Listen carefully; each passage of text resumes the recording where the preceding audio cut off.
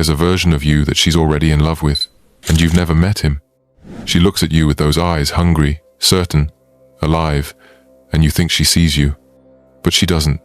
She sees a ghost, a phantom man, a character she wrote long before you ever said hello. And brother, when you step out of character, when you stop reading the lines she wrote in her mind, you're not the man anymore. You're just in the way.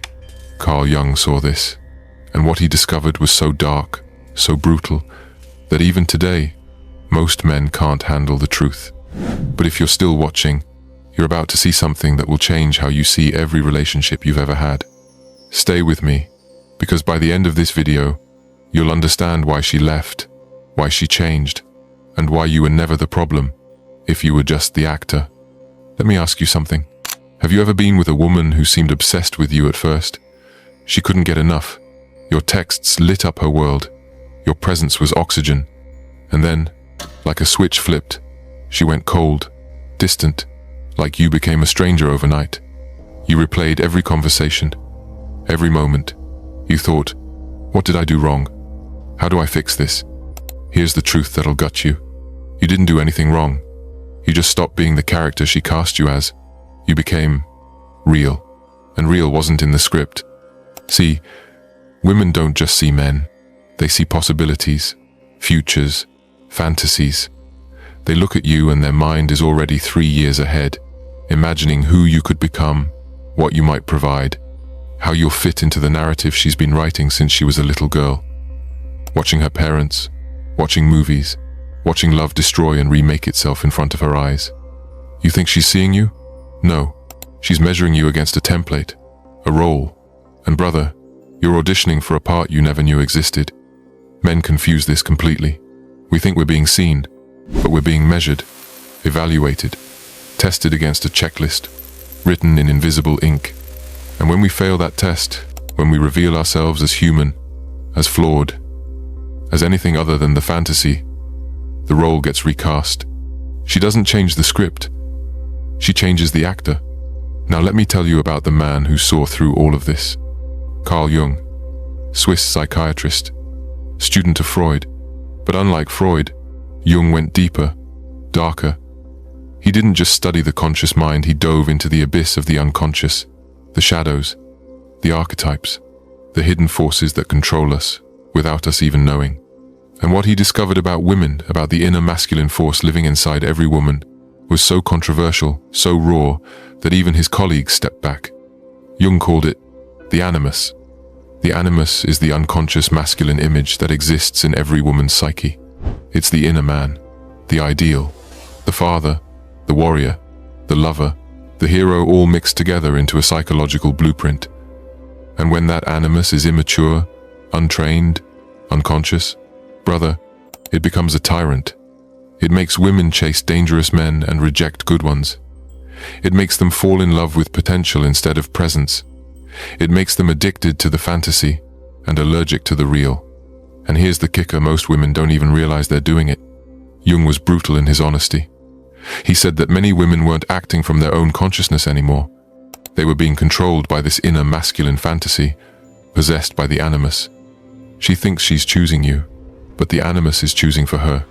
She thinks she loves you, but she loves the idea of you, the projection, the psychological puppet that exists only to play a role in her movie. And when you stop acting the script, when you show up as yourself, tired, uncertain, human, the Animus rejects you, not her. The Animus, the inner tyrant that demands you be the hero she imagined, not the man you are. So she pulls away. She gets cold. She finds someone new, another actor, another man who'll blindly step into the role, excited just to be chosen, not realizing he's auditioning for a part that's impossible to keep. This is why you see it happen over and over. She falls hard, then falls out. She swears this time is different, then it's the same. She says she wants a good man, then chases the dangerous one. She complains about men, but she keeps choosing the same type. It's not her. It's the untamed Animus running wild inside her. Now, here's the part that's going to sting. Men fall for this, not because they're stupid, but because they're untrained. We've been raised in a culture that taught us to seek validation from women, to let women define our worth, to measure our success by whether we can attract, keep, please a woman. So when she shows interest, we light up. We think, finally, I'm worthy. We mold ourselves into whatever shape fits her fantasy. We read the script without even knowing it's a script. And then one day, she's done. She's bored. The fantasy faded, and we're left broken, confused, thinking we failed. Brother, you didn't fail. You were just never really there. She was in love with a ghost, and when the real you showed up, the ghost disappeared. Jung saw this happening to men everywhere. He saw men who had everything: success, strength, character being discarded by women who were chasing an unconscious fantasy. And he saw these men blaming themselves, thinking if they just tried harder, loved better, gave more, she'd finally see them. But she can't see you. The Animus won't let her. Jung offered one way out of this madness, one path to freedom. He called it individuation. Individuation is the lifelong process of becoming whole within yourself, of integrating all the parts of your psyche, the shadow, the persona, the unconscious, into one complete, conscious being. It means you stop looking outside yourself for validation. You stop letting anyone, woman, society, family define who you are. You stop playing roles. You start being. And here's the problem. Most men never experience individuation. Why? Because it's hard. It's lonely. It's painful.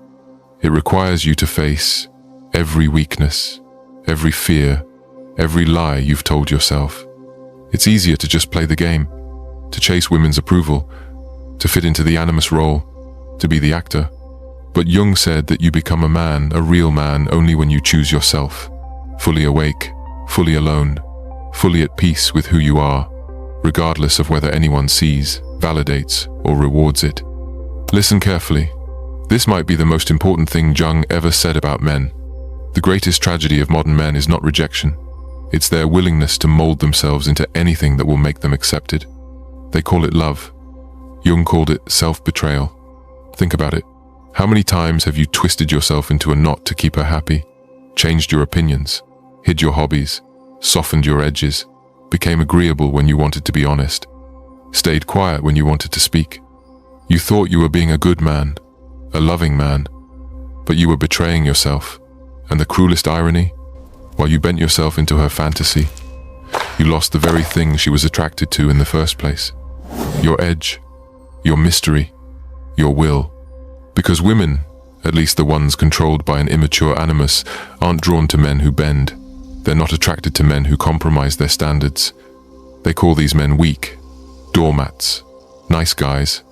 Women are drawn to mystery, to myth, to a man they cannot control. And when you give up your power to make her comfortable, you lose her anyway, because the fantasy demands a hero, not a servant. Jung taught that a man becomes free only when he sees this dynamic clearly, when he understands that he's been playing in a puppet show. But here's the thing, individuation is lonely. It's isolating. Because as you walk that path, you start seeing how many men around you are still playing the game, still being puppets, still getting their strings pulled by the Animus, getting dumped when the storyteller gets bored, then finding a new woman to start the cycle again. And when you try to warn them, when you try to show them what you've learned, they mock you. They say you're bitter, jealous, that you can't find a woman, so you're making up theories. They don't want to hear it, because hearing it means looking in the mirror, and the mirror shows them the truth they're terrified to face. They've given their power away.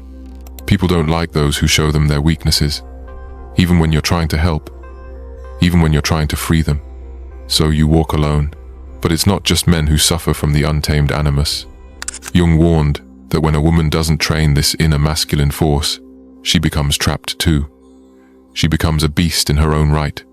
She moves from vulnerable man to vulnerable man, searching for something that only exists in her imagination. She's looking for completion, for the missing piece, for the man who'll finally match the fantasy. But the fantasy is a lie, and so she never finds him. She just finds new actors, and the cycle repeats. And here's the tragic part she keeps adding to the Animus. New characters, new traits, pieces picked up from childhood abuse, from broken relationships, from movies, from romance novels, from her friends' stories, from Instagram fantasies. The inner masculine image becomes more and more complex, more demanding, more impossible. And the men? They think they're the problem. They think if they just love harder, sacrifice more, become better, she'll finally choose them and stay. So they pour everything into playing a script that was always going to cut them out. But Jung taught something powerful. He said that a man who sees this dark truth and refuses to fit in becomes free. He becomes wanted because women love to chase what they can't control. He becomes feared because he can't be manipulated. He becomes untouchable, unbuyable, a force unto himself.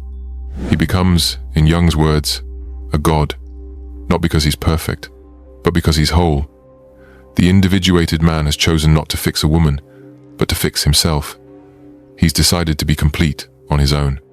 He blames his failures on himself, not on women. He takes full responsibility for his life. And here's something Jung observed that most men miss. Men often seek a woman who can fill the part of themselves they couldn't fix. Their women become reflections of their weak spots, their insecurities, their wounds. This makes every relationship a transaction. I'll give you validation if you give me security. I'll give you status if you give me emotion. But the individuated man doesn't need a woman to complete him. So he doesn't chase, he attracts. And what does he attract? Not a woman looking to cast him in her fantasy. Not a woman hunting for an actor.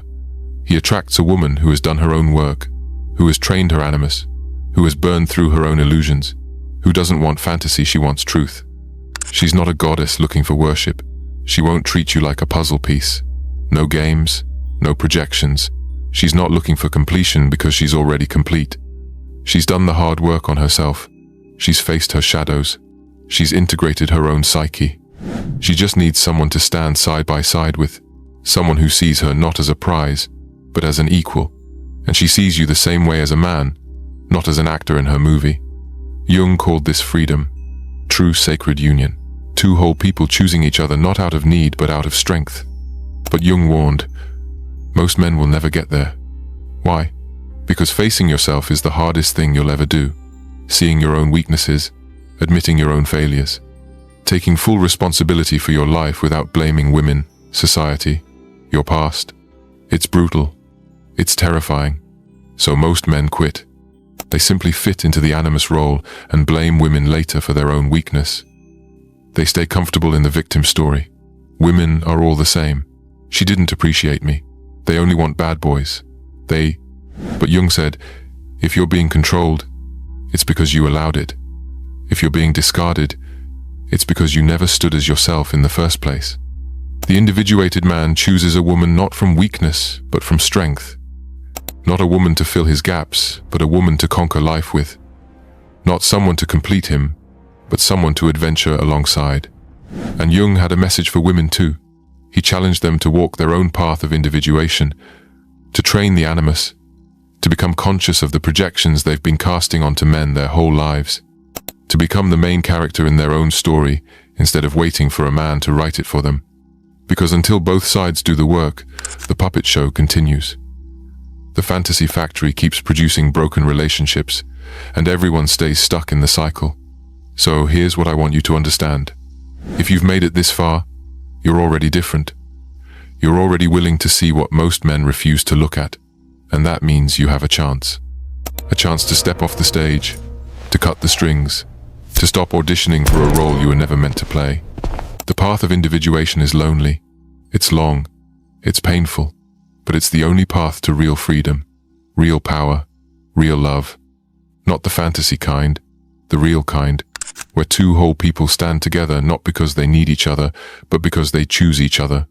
Jung spent his life studying the human psyche, and this was his warning. Most men will stay asleep. They'll keep playing the game. They'll keep blaming women. They'll never look in the mirror. But you, if you're still here, you have the chance to be different. So take a moment right now and hit that like button. Subscribe to this channel, because here, we don't feed you comfortable lies. We strip men of the spells society cast on them. We forge men not from stories, but from fire and bone. And there are brothers out there who need to hear this. Men who are trapped in the puppet show and don't even know it. Share this video. Help them wake up. Because the truth is uncomfortable. But it's the only thing that sets you free. I'll see you in the next one.